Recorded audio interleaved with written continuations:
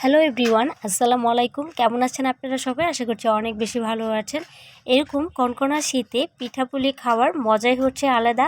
তার ভিতরেও যদি কিছু ভিন্ন রকমের ডিজাইনের পিঠা হয় তাহলে তো কোনো কথাই নেই। আজ আমি আপনাদের সাথে শেয়ার করব লজেন্স খিসা পিঠা। সবার প্রথমে আমি এখানে খিসাটা তৈরি করে নিচ্ছি। এর জন্য দিয়ে দিচ্ছি 1 কাপ পরিমাণের গুঁড়ো দুধ, আর দিয়ে দিচ্ছি এখানে চার টেবিল চামচের মতো চালের গুঁড়ো, আর দিয়েছি হাফ কাপের মতো চিনি, 1 কাপ পানি দিয়েছি। এখন এই জিনিসগুলোকে খুব ভালো করে আমি এভাবে একটু মিক্স করে নিচ্ছি। এখন পর্যন্ত চুলাটাকে আমি জ্বালিয়ে দিইনি। যখন সব কিছু মিক্স করা হয়ে যাবে তখন আমি চুলাটাকে অন করে দিচ্ছি। আজকের খিসাটা আমি কোনো রকমের কোনো ফ্লেভার দিচ্ছি না। ফ্লেভার হচ্ছে কোনো রকমের এলাচ, দারচিনি এগুলো দিচ্ছি না। আজকের খিসাটা এভাবেই তৈরি করব। আপনারা চাইলে দারচিনি, এলাচ এগুলো দিতে পারেন। তো অনবরত নেড়ে চেড়ে যখন খিসাটা এরকম ঘন হয়ে যাবে তখন কিন্তু প্যান থেকে এটাকে উঠিয়ে নিতে হবে। আবারও একটি প্যান বসিয়েছি। এখন আমি এখানে পানি দিয়ে দিচ্ছি। এরকম কাপ দিয়ে মেপে এখানে আমি 3 কাপের মতো পানি দিয়েছি। তারপরে এখানে দিয়ে দিচ্ছি আমি হাফ চা চামচের মতো লবণ। এখন লবণটাকে পানির সাথে একটু মিক্স করে নিচ্ছি।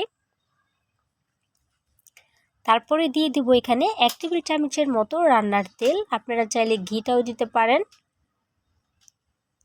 এখন অপেক্ষা করব যতক্ষণ পর্যন্ত না পানিটা খুব ভালো করে বয়েল হয়ে যাচ্ছে।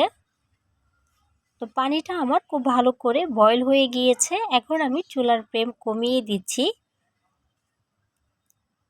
যে কাপ দিয়ে মেপে আমি এখানে পানি দিয়েছিলাম, এই কাপ দিয়ে মেপে এখানে আমি 2 কাপের মতো চালের গুঁড়ো দিয়ে দিচ্ছি। এটা ছিল শুকনো চালের গুঁড়ো, এর জন্য পানির পরিমাণটা একটু বেশিই লাগবে। এর জন্য পানিটা আমি এখানে বেশিই দিয়েছি।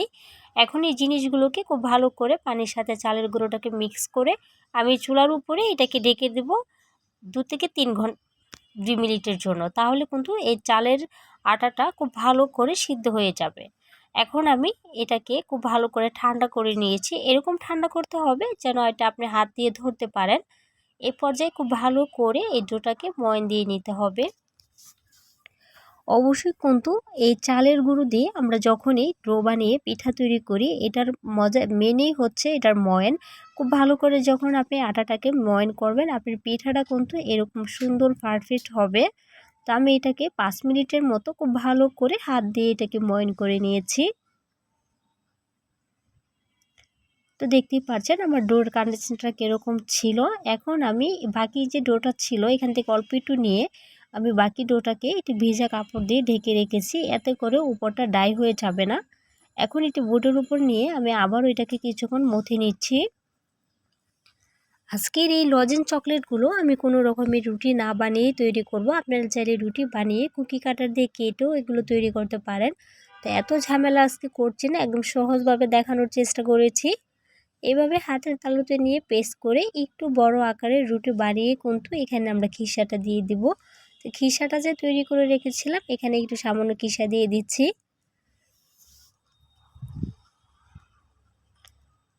তো খিসাটা দেওয়া হয়ে গিয়েছে। তারপরে এভাবে এক সাইড থেকে ধরে এটাকে পোল করে দিচ্ছি।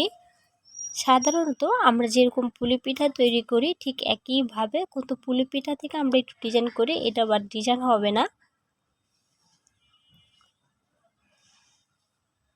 তো দেখে নিশ্চিত বুঝতে পারছেন আমি কিভাবে শেপটা দিচ্ছি। একদমই সহজ এই লজেন পিঠাগুলো বানানো।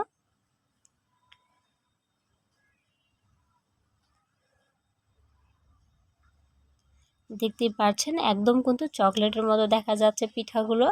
এখন আর একটু সুন্দরের জন্য এরকম সাইড থেকে আমি এরকম কাঁটা চামচ দিয়ে একটু ডিজাইন করে দিচ্ছি। একই প্রসেসে আমি প্রত্যেকটি পিঠা বানিয়ে নিব, তারপরে আমি আপনাদেরকে দেখাচ্ছি। তো প্রত্যেকটি পিঠা বানানো হয়ে গিয়েছে। এরকম একটা স্ট্যান্ডার উপরে নিয়ে নিয়েছি। তারপরে পানিটাকে খুব ভালো করে বয়েল করে আমি পানির উপরে বসিয়ে দিয়েছি। এখন একটি ঢাকনা দিয়ে আমি ঢেকে দিচ্ছি 20 মিনিটের মতো।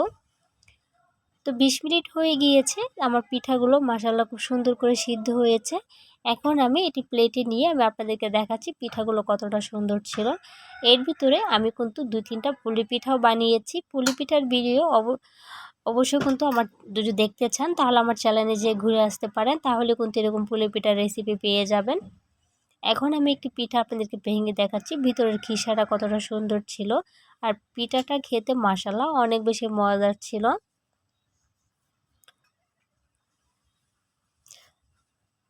তো কার কার কাছে ভিডিওটি ভালো লেগেছে অবশ্যই আমাকে কমেন্টে লিখে জানাবেন। আর যদি ভালো লাগে প্লিজ একটি লাইক করে দিবেন।